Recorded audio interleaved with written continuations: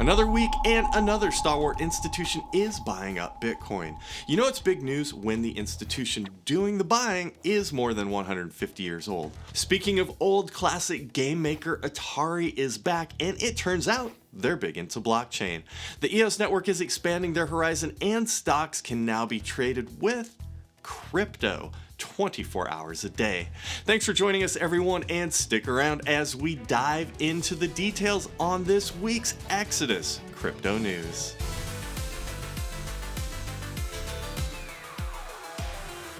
Crypto exchange Bittrex has announced that they're going to allow their customers to purchase stock shares with crypto. For example, someone on Bittrex could use Bitcoin or Tether to purchase Amazon shares. According to Bittrex, they'll begin supporting shares from big tech companies like Facebook, Tesla, Apple, and Google, to name a few. This is pretty big news because until now, there's never really been a way to buy stocks with Bitcoin. Although, to be fair, these aren't really traditional stocks from traditional markets. What Bittrex is actually offering are tokenized stocks. There are a few advantages here that these tokenized stocks have over the traditional stock market. Firstly, tokenized stocks can trade 24/7. They don't stop trading because business hours have ended or a holiday has shut down the markets. Second, tokenized stocks offer fractional ownership. Just like you can buy a fraction of a Bitcoin, you can buy a fraction of a Tesla or Apple share if it's a token. So this is all pretty cool since it marks the beginning of the tokenization revolution. Although nobody can predict the future, it's probably fairly uncontroversial to say that within 5 or 10 years, all company shares will trade as tokens versus traditional stocks. There are just so many benefits to this tokenization system that it's hard to imagine it won't get universally implemented at some point. If you see a bright future here for trading stocks with crypto, let us know in the comments below. And don't forget to smash the like and subscribe buttons while you're there. The Massachusetts Mutual Life Insurance Company, or commonly known as Mass Mutual for short, has announced that they've bought $100 million worth of Bitcoin for their investment account. At this point, the news isn't as surprising as it would have been a few months ago. Here in the crypto community, we're getting used to large institutions buying Bitcoin as a store of value. That being said, there are still a couple of interesting things about this particular purchase we think are worth covering. First off, podcast host and Bitcoin investor Chris Dark pointed out that $100 million is just 0.04% of MassMutual's assets under management. In order to even reach 1% Bitcoin allocation, MassMutual would have had to buy $2.5 billion worth of Bitcoin. This just goes to show how much institutional money there is out there and how much BTC institutions could potentially buy once they really start entering the crypto market. Travis King, the founder of crypto fund Ikigai, has this to say about the purchase. Imagine being a macro hedge fund not involved in BTC and you get beat to the trade by a firm that's older than the light bulb.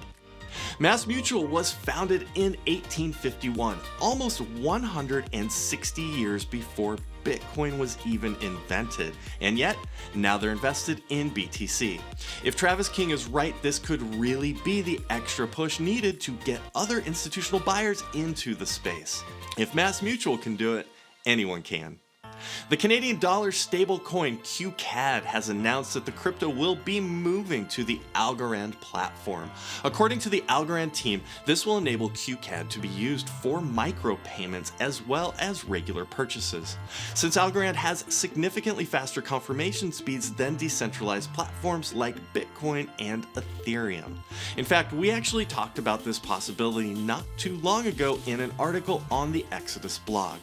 Similar to Bitcoin or Monero, Algorand is designed to be used as a payment cryptocurrency.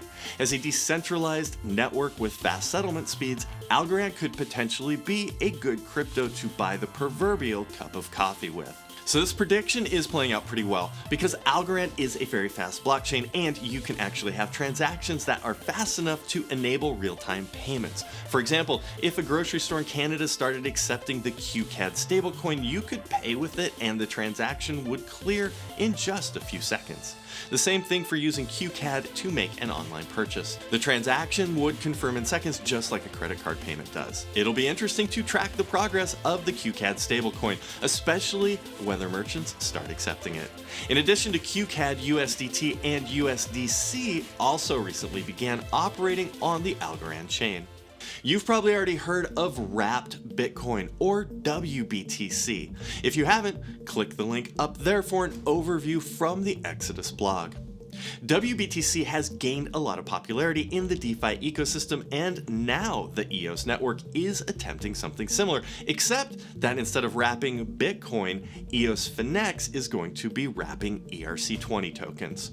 First off, EOS Finex is a non-custodial exchange built on top of EOS with the support of Bitfinex. The exchange is going to bring 15 wrapped tokens to EOS, most of them governance tokens from some of the most popular DeFi protocols on Ethereum. Some examples include Uniswap, Maker, DAI, Link, Aave, and about 10 other tokens as well. Will it work? We'll probably have to wait a few months to find out. And if it's successful, we might see something similar happen on other smart contract platforms like Tezos and Cardano, as they integrate their own version of wrapped Ethereum tokens. Just because a company has been around for a while doesn't mean it can't adopt new technologies. Atari, the classic game developer, recently launched the Atari token, which is designed to be used as an in-game currency. The Atari token uses the ERC20 standard and runs on top of the Ethereum blockchain, which means that it will be interoperable with DeFi protocols like Uniswap and Compound. The hope is that gamers will use the currency in some of the games that Atari is currently building. For example, the token will be integrated into Karma, the game of Destiny, as well as a few betting games. The key piece of technology behind the token is the Atari VCS console.